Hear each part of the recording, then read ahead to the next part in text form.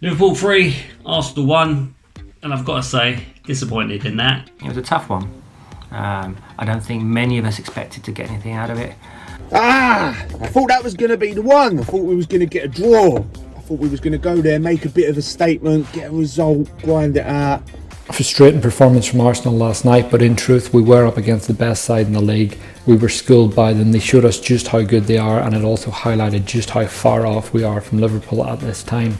Well, it wasn't a great performance. The gulf between the two sides was clear for us all. I mean, it was very obvious. That was pretty rubbish last night. Even worse than West Ham, probably. Don't know what it is about Anfield, but we need to sort that out at some point in the future. Very, very sobering game last night. I thought it brought us right back down to earth. Liverpool were by far the better team, and to be fair, we didn't deserve to win that at all. Not the result we wanted, but I think it's the result most of us expected deep down. I think we knew. We looked quite shaky from the first minute. You know, credit where credit's due. Liverpool were just unbelievable. Leading into this game, I really thought that Liverpool wanted to show us something. You know, they're the champions. We beat them the last 2 times we've played them. I really thought that front three was going to beat us. I think a couple of our players were very quiet, Ober in particular. He didn't seem to do a lot, to be honest, unfortunately. From the start there were issues. The decision to bring David Luiz back in ahead of Gabriel was a strange one after 2 man of the match performances. Quite surprised that Gabriel was dropped, but then again you've got to think, is he ready to face that onslaught? Although Luiz prefers to play in the centre, he's a much better player than Holding, and he made 2 mistakes leading to goals last night.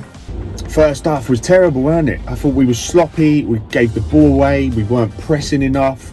We just weren't at the races. Where Liverpool come out the tracks fast, they was on it, they was pressing us high.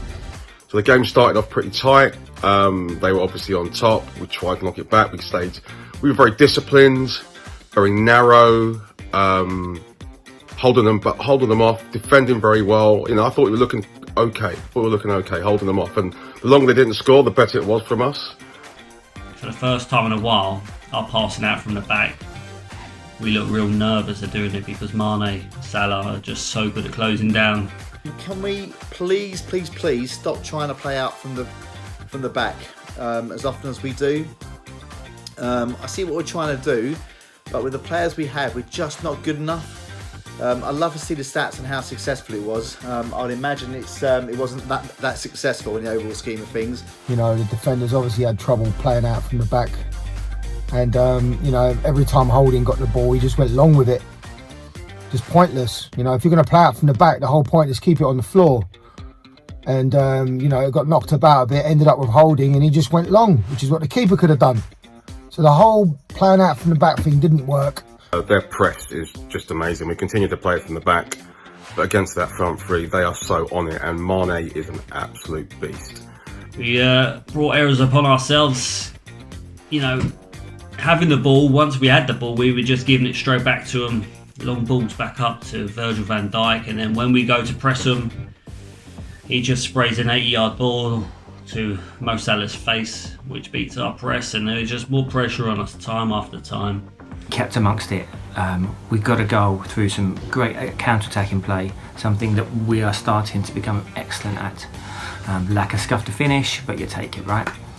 But then it came off the defender Robertson. It was a bad slice, and to Laca, he sliced it as well, but luckily that slice didn't and it went in, and I was like, yes, Laca scored. The goal that we got was a lucky break. Pretty lucky finish as well, if we're honest, but you know, they all count, but it didn't last long. They equalised straight away afterwards. 2 minutes later, 2 minutes, and we've let in a sloppy goal. I think it was Tierney. Salah got round the back of him. He's hit it well, but Leno's got to do better. He's pushed it straight out to Mane. Mane's just got a tap in there. I feel Leno definitely got to do better from that shot. One of the things that I've noticed today, which is just a bit bloody infuriating, quite frankly, is that Leno's taken a bit of a stick.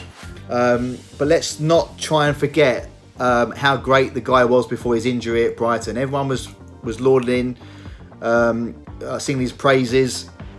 We were all raving about him being a top goalkeeper. Give the boy a chance. He's had a couple of iffy games, maybe by his own top level, but he's going to come good again. We know that. Things didn't go for us throughout the game either. Mane, red card all day long. He elbowed him, he extends with his fist and he catches Tierney in the face. VAR didn't even look at it. If you're not getting that at Anfield, what are you going to get? The one talking point in the first few minutes was Mane's punch.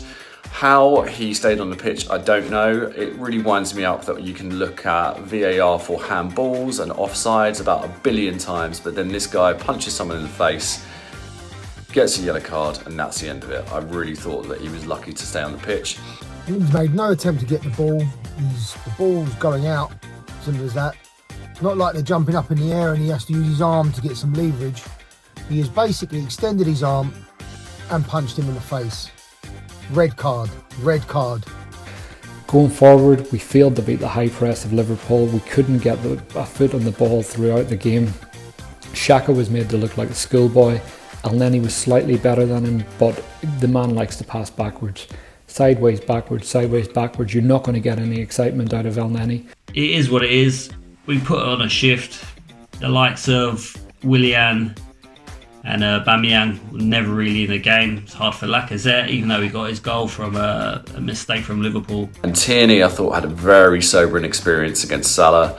I thought Salah was just brilliant, and Tierney really showed his lack of experience against a player like that, so to speak. It paid off again. Cross came in from Trent Alexander-Arnold, fell to Robertson and knocked it past Leno. So yeah, 2-1 down at half time.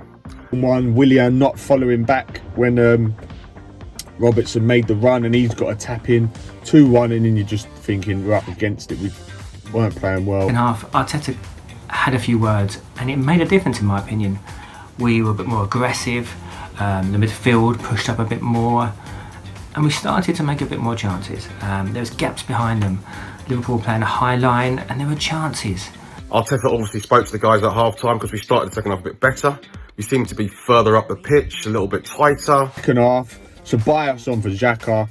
World of difference. You cannot play Elneny and Xhaka together. All they do is pass it sideways.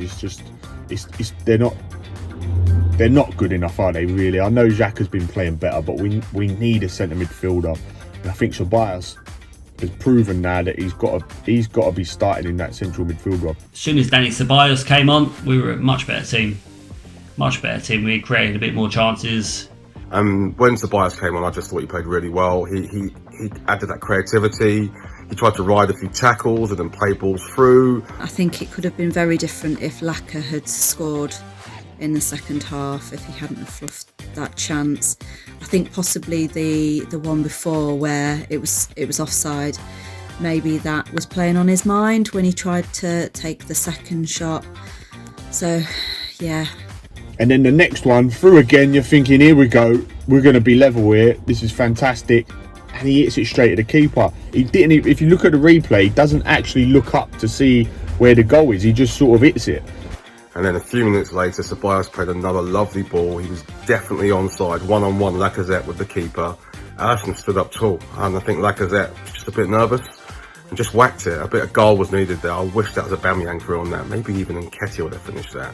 That's Aubameyang, that's a goal.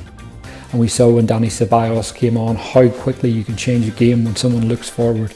He played Lacazette in twice. Second time when he was onside, he should have scored. You can't miss chances like that, and you can guarantee Aubameyang wouldn't have missed that.